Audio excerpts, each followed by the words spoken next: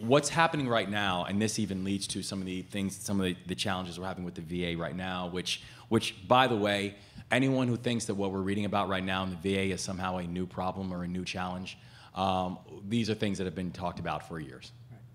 These are not new issues that we're dealing with now in the VA.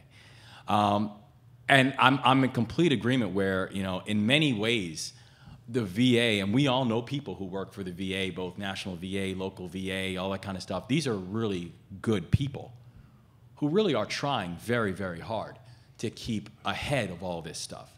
I think part of the challenge is that, as Bobby said, they are just amazingly overwhelmed. Understand that they're not just dealing with paperwork of Iraq and Afghanistan vets. They're dealing with stuff from vets from every single war that we've had processed. They're still processing people from literally from World War II.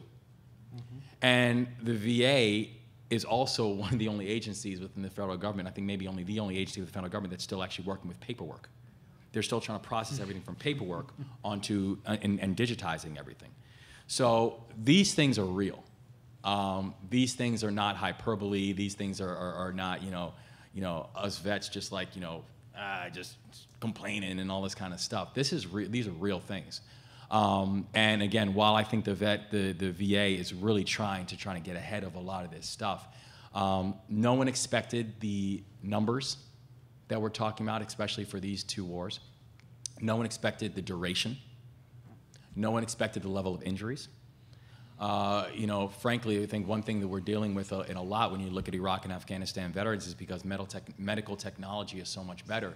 There are a lot of people who in wars past would have never survived, but are now surviving, which is a wonderful and a beautiful thing. The question then becomes, do we have a VA system? Do we have a DoD system and a transition over to the VA system that is now prepared to take on that burden that historically they never had to take on before?